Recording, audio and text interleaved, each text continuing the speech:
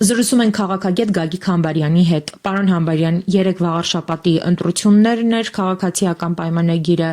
հաղթանակ գրանցեց, կխնդրեմ ասեք, առհասարակ ինչ տեղի ունեցավ, դրանից առաջ էլ խոշորացված համայնքները ըստ էության ավելի խոշորացվեցին, Խոյ համայնքը միանալով Էջմիածնին, սա կանխատեսելի էր, այսպես պետք է լիներ։ Նախ սկսենք դրանից, որ ԿՊ-ն չանցավ, ԿՊ-ն պահպանեց իր իշխանությունը։ Իրանք 2021 թվականից ղեկավարում են վաղարշաբաթը։ Կապ չունի, որ եղել է ինչ-որ Ծիաննա, Գրիգորյանը, հետո այս տղան է դարձել քաղաքապետի պաշտոնակատար։ Ամեն դեպքում այնպես չէ, որ իրենք նոր են հաղթել։ Իրանք պահպանեցին իշխանությունը, ուրեմն խոշորացված վաղարշաբաթ համայնքում։ Իսկ ինչպես պահպանեցին, դա արդեն այլ պատմություն է, գիտեք, այս ընթացքում փոխեցին վաղարշաբաթ համայնքի քարտեզը, մի քանի տասնյակ գյուղեր մտցրեցին եւ դա հատուկ էր արվել, որովհետեւ Նիկոլան Հողը շատ լավ հասկանում էր, որ եթե ինքը նախկինի նման, ասենք Խոյ եւ Էջմիածին բնակավայրերում անցկացնի ընտրություն, ինքը պարտվելու է։ Բայց հիմա տեղի ունեցավ այն ինչ որ շատ դեպքերում վախենալով, բայց ես սպասում էի, այն որ Նիկոլը գյուղերի միջոցով կհաղթի եւ տեղի ունեցավ հետեւյալ գործընթացը, վաղարշաբաթը հաղթեց Էջմիածնին։ Նիկոլի տեխնազուն Արգիշտի Մեխակյանը հաղթել է մեծ մասամբ գյուղական համայնքներում եւ հիմա գնում է Էջմիածին։ Ինչ վերաբերվում է Գյումրին, ապա նշեմ, որ Նիկոլ Անհողը նույնիսկ իր ամենալավ տարիներին չի հաջողել Գյումրիում տանել հաղթանակ։ Գյումրեցին միշտ Նիկոլին ասել է ոչ եւ իր տեխնազուներին։ Ես այն օրը լսում էի որոշ քայլիստերի այդ Սարիկ Մինասյանն էր, չգիտես ով, գյումրեցիները միամիտ են, գյումրեցիները միամիտ չեն։ Գյումրեցիները լավ ջոգող են։ Ի տարբերություն վաղարշաբաթցիների եւ շատ դեպքերում նաեւ էջմիածինցիների, չնայած եմ նշում, Էջմիածնում Մեխակյան Արգիշտը ուրեմն պարտություն է գրել փաստորեն եւ ինքը վաղարշաբաթ խոշորացված համայնքի ղեկավար դարձել է իր շնորհիվ մոտ 2 տասնյակ գյուղերի։ Եվ ընդհանրապես կներեք, ես այսօր առավոտ մինչ գործի գնալը, ինչքան որ հասցրել են նայել եմ այդ դրանց հրճվանքը, շլացուցիչ, ջախջախիչ հաղթանակ, ինչ շլացուցիչ հաղթանակ, 69,000 ընտրողից ընտրություններին մասնակցել է ընդամենը մոտավորապես 31,000-ը, 31,000-ից տարել են 15,000 ձայն, ընդհանուր տոկոսային հարաբերակցությամբ 50% գումարած մեկ ձայն չունեն նույնիսկ, գիտեք ինքները տեսել եք 48%։ Ես երկարամյա տասախոս եմ նոր եւ նորագույն պատմության եւ շատ դեպքերում, երբ որ ուսանողներին ներկայացնում եմ այդ ժողովրդավարական ընտրությունների պատկերը, ես միշտ ասում եմ շլացուցիչ կամ ջախջախիչ կարող են լինել այն հաղթանակները, երբ որ ասենք ընդհանուր առմամբ ընտրություններին մասնակցում են ընդհանուր ընտրողների 50%-ից ավելին, իսկ համապատասխան հաղթանակած քաղաքական ուժը գոնե մի 60-70% ձայն է տանում։ Ասենք շլացուցիչ ընտրություններին հաղթում է Վլադիմիր Պուտինը։ Այ ինքը հաղթում է, թե ինչպես է հաղթում, դա այլ հարց է, բայց ինքը շլացուցիչ է հաղթում։ Շլացուցիչ վերջերս Վրաստանում հաղթեց վրացական ուրեմն երազարկ կուսակցությունը գրեթե բոլոր ուրեմն քաղաքներում խոշոր, որովհետև իրանք մեծ մասամբ հավաքեցին 55-ից մինչև 75% ձայն։ Ասենք շլացուցիչ Թբիլիսիում հաղթեց վրացական երազանքի տեխնազու Կախակալաձեն, որը հավաքել էր ընդհանուր Թբիլիսիի ընտրությանը մասնակցած ընտրողների 75%-ից ավել ձայն։ Սրանք 48% ձայն են հավաքել, իր շնորհիվ նախկինների օրոք ընդունված այլանդակ ընտրական օրենսգրքի, գիտեք այդ բոնուսային համակարգը տոնտի բանաձև է կոչվում։ Ես չհասկացա Սերժ Սարգսյանի ինչ այդ ապուշությունը, որը ընդունված եղել ֆաշիստական Գերմանիայում Բենիտո Մուսոլինի օրոք բերեց մտցրեց մեզ մոտ, հիմա Նիկոլը այդ ամեն ինչից օգտվում է եւ փաստորեն 48% ցայն հավաքած քաղաքական ուժը փաստորեն 50%-ից ավել նվեր է ստանում, որովհետեւ այդպես է Հայաստանի ընդհանրական օրենսգիրքը այդպիսի ուրեմն հնարավորություններ է տալիս։ Նույն այլանդակությունը արեցին Երևանում,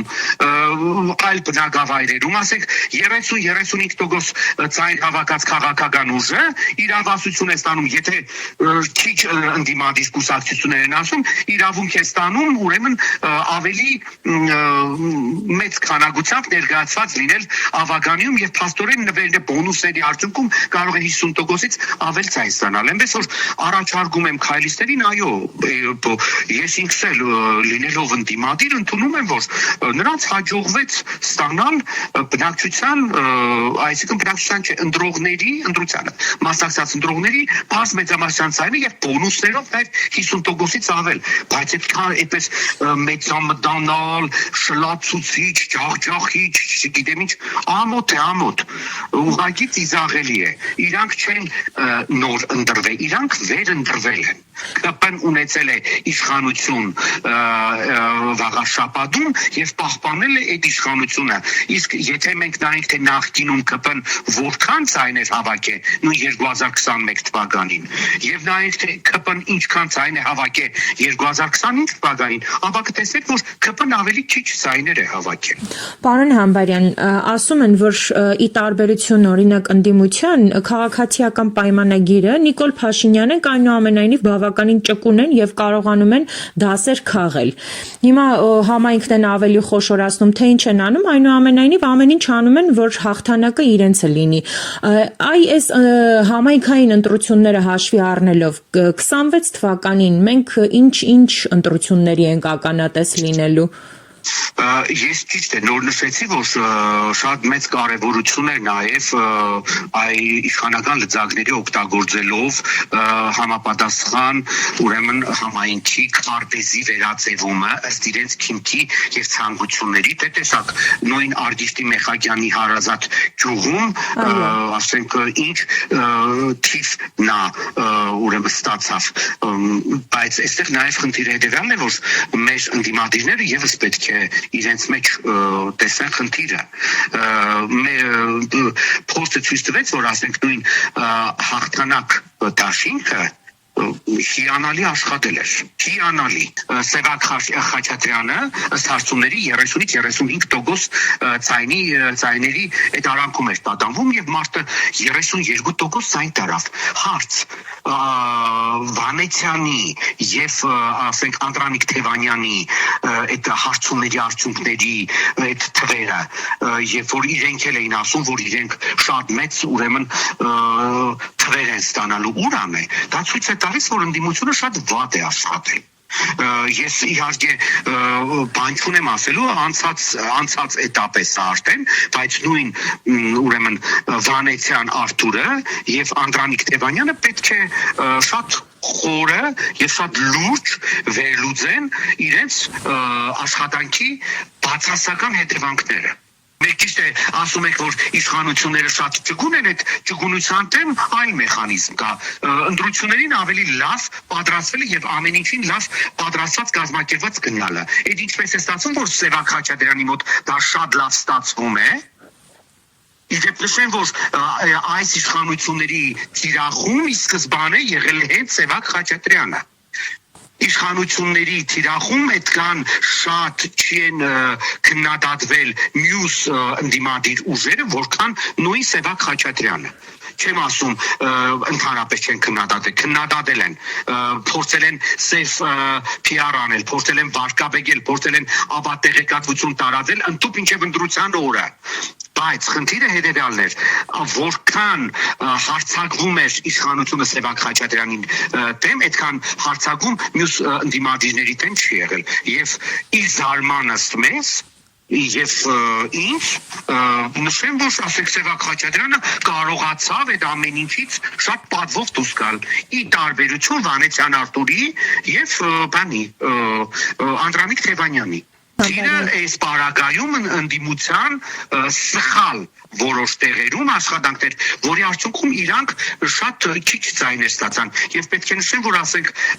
այն մեկը Վանեցյան Արտուրի թիմը ընդհանրապես դուրս մնաց ավագանոց, իսկ ասենք Անդրանիկ Թևանյանի ուրեմն թիմը որևէ իր երկու ավագանյով որևէ ազդեցություն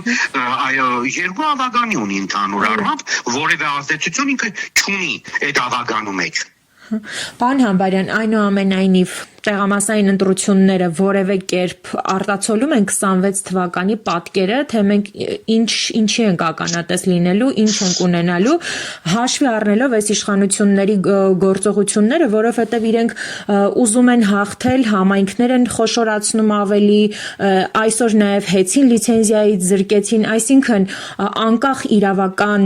հիմքերից իրենք անում են այն, ինչ ուզում են։ Հիմա այս ամեն ինչը որևէ կերպ արտացոլում է, թե ինչ է լինելու 26 թվականին ազգային ժողովի ընտրություններին։ Ուրեմն հիմա նշեմ, Նիկոլ Անհողին մինչև հիմա հաջողվել է